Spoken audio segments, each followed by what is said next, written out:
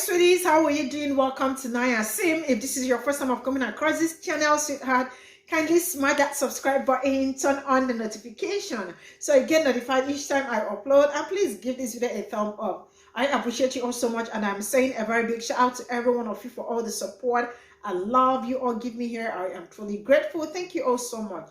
So today we're talking something really very important, and it's about white people canceling themselves over black people. And I love to see it because black people have been talking, we've been saying, and I think right now they are the ones, like, schooling one another. And I love to see it when they start schooling one another. Yeah, because we are tired of talking to them, and it looks like when we say it goes from here to this place, and yeah, so they are seriously canceling themselves and talking about black wealth, because white people are saying that both black people and white people have equal share in everything and all that, and then black wealth and how they dismantle black wealth each time they see it like growing, and they see like this place is, ooh, there are so many great things coming up from this place, and how do we strike them?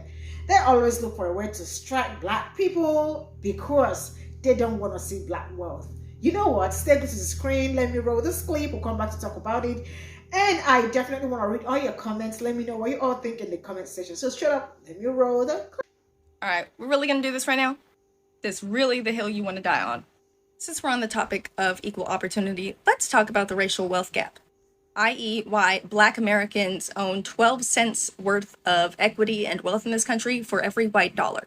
Now, I can't really blame you for not knowing this because that's absolutely by design. But if you're truly not a shithead person, you'll stop and listen. We're going to talk about the open destruction of black wealth.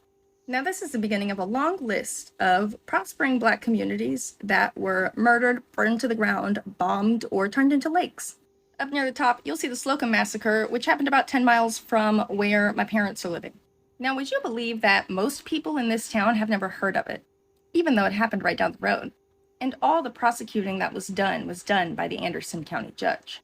In essence, white men went into a prospering black community where there was a lot of black ownership, a few miles down the road from Palestine, Texas, and they murdered up to 100 to 200 people. They shot them in the backs while they were fleeing. They came into their homes day and night. They killed children, and they dumped the bodies in a creek behind the town.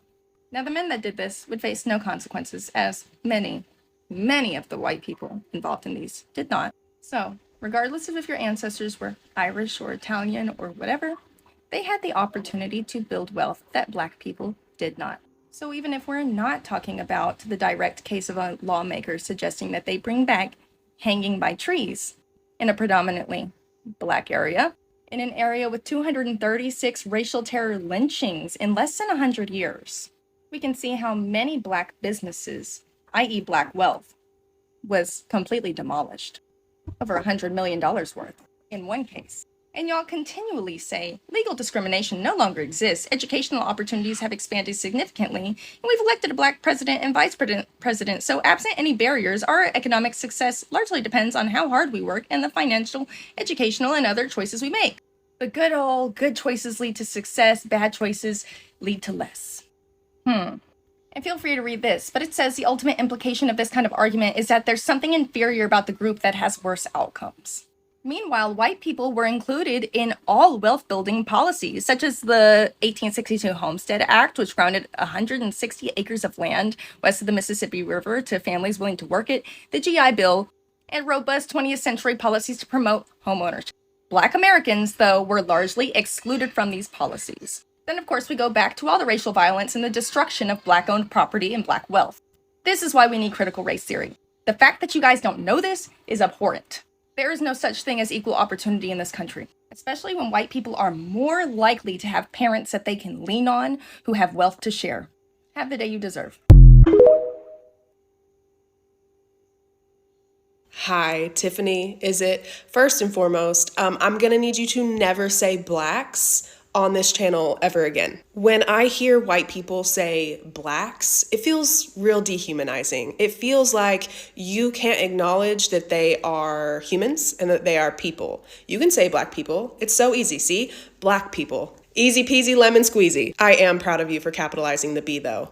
Way to go. Moving on. I don't just believe that black people and other people of color face certain challenges or hurdles that I will never face as a white woman. I know that they do. How do I know that, you ask? I would love to tell you. It's because I do this little thing called active listening.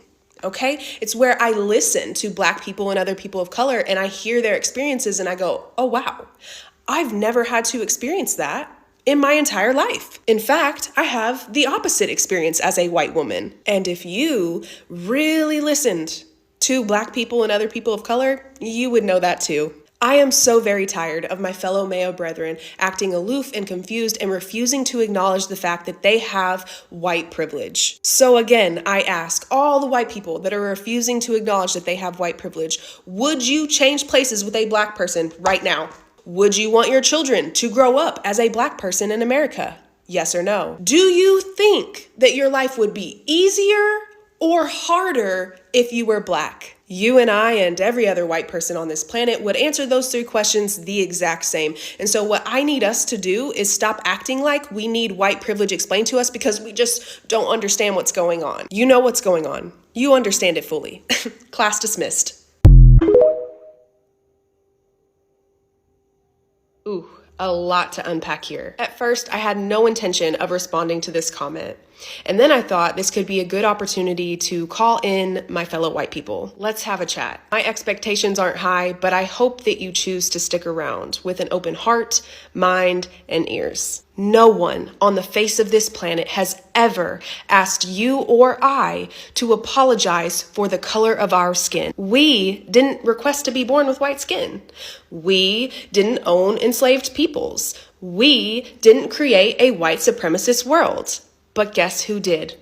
Our ancestors, our people. And it's a world that we benefit from, not because we're exceptional, not because we were born inherently better than somebody who has darker complexion, but solely because we were born into a world that puts whiteness on a pedestal. In the same way that Black, Indigenous, and other people of color did not request to be born into a world that oppresses them solely because of the color of their skin.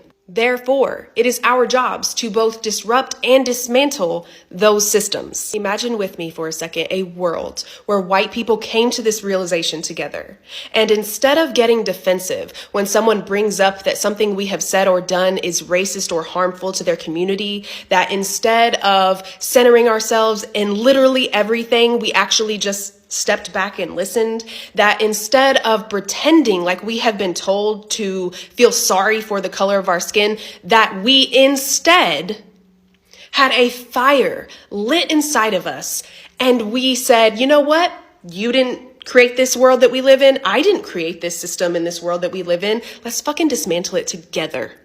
Just imagine what we could accomplish. Unfortunately, that might be a pipe dream, because instead what we do is ignore, deflect, make excuses, and uphold white supremacy because it benefits us. So no, I'm not gonna apologize for being white, but what I will do is use that whiteness, use that leverage to help tear this shit down. Because I'm tired. Black people are tired. Indigenous people are tired. It's white people. Actually good seeing Let's do them better. talk to themselves, because Black people, we've been talking, and when we talk, we are being called aggressive, we are being called, like, say we're loud, we talk so much, we are savages and all that. So it is amazing watching them do that. Let them educate themselves, let them school themselves. Yeah, this is what CRT would have taught them. But they don't want anything black, so how would they know that? This is where I am going to draw the curtain. Thank you so much for all your support, and see you all in my next video. Bye for now.